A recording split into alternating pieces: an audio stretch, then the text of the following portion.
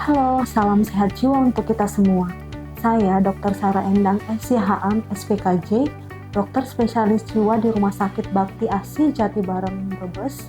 Kali ini ada beberapa pertanyaan yang sering ditanyakan oleh masyarakat sekitar mengenai insomnia atau gangguan tidur.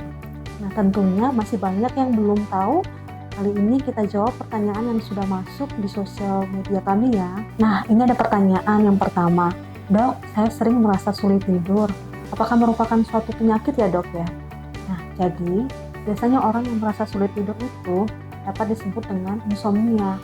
Jadi insomnia itu adalah suatu gangguan yang menyebabkan penderitanya sulit tidur atau tidak cukup tidur meskipun terdapat cukup waktu untuk melakukannya ya.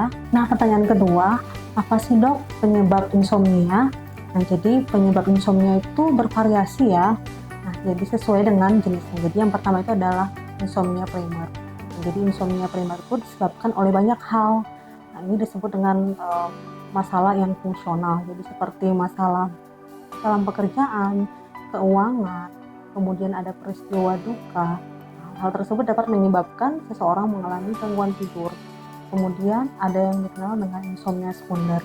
Nah, jadi itu disebabkan adanya sejumlah penyakit atau kondisi medis yang menyebabkan seseorang mengalami insomnia atau gangguan tidur. Nah, itu ada macam-macamnya ya. Yang pertama itu akibat adanya gangguan psikis. Nah, ketika seseorang mengalami suatu kecemasan yang berlebihan, kemudian ketika mengalami suatu stres pasca trauma, dan ada juga yang menyebabkan depresi, bisa menyebabkan seseorang mengalami gangguan tidur. Ya, yang kedua, kondisi yang menyebabkan nyeri atau ketidaknyamanan saat malam hari. Seperti yang pertama, gangguan hormon atau penyakitnya itu hipertiroidisme. Bisa juga pada pasien penyakit diabetes mellitus. Kemudian yang kedua adanya gangguan otot dan sendi. Kemudian yang ketiga ada gangguan berkemih. Selanjutnya ada gangguan pencernaan atau mungkin yang biasa pasien keluhkan itu adalah sakit MAH ya. Kemudian yang terakhir adalah gangguan pernapasan seperti asma dan penyakit paru yang lebih kronis lagi. Nah, pertanyaan ketiga, dokter, apa saja sih faktor yang bisa meningkatkan risiko terjadinya insomnia? Nah, jadi ada banyak nih faktor risiko yang menyebabkan seseorang mengalami gangguan tidur. Yang pertama itu adalah jenis kelamin pada wanita. Nah, di mana perubahan hormon selama menstruasi dan ketika menopause bisa mengganggu pola tidur.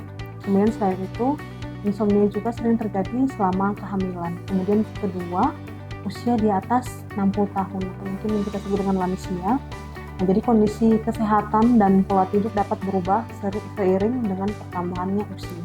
Kemudian yang ketiga, kondisi medis.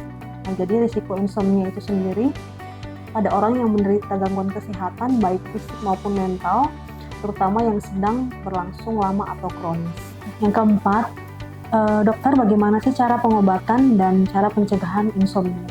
Nah, jadi pengobatan insomnia tersebut akan disesuaikan dengan penyebab yang mendasarinya dan kondisi medis umum pasien secara keseluruhan. Jadi metode pengobatan itu yang pertama adalah dengan menggunakan farmakoterapi, yaitu obat-obatan, dan yang kedua dengan psikoterapi atau konseling dengan pasien. Nah, adapun langkah-langkah pencegahan untuk terjadinya gangguan tidur atau insomnia, yang pertama menerapkan jadwal tidur dan bangun tidur yang teratur setiap hari, termasuk saat akhir pekan.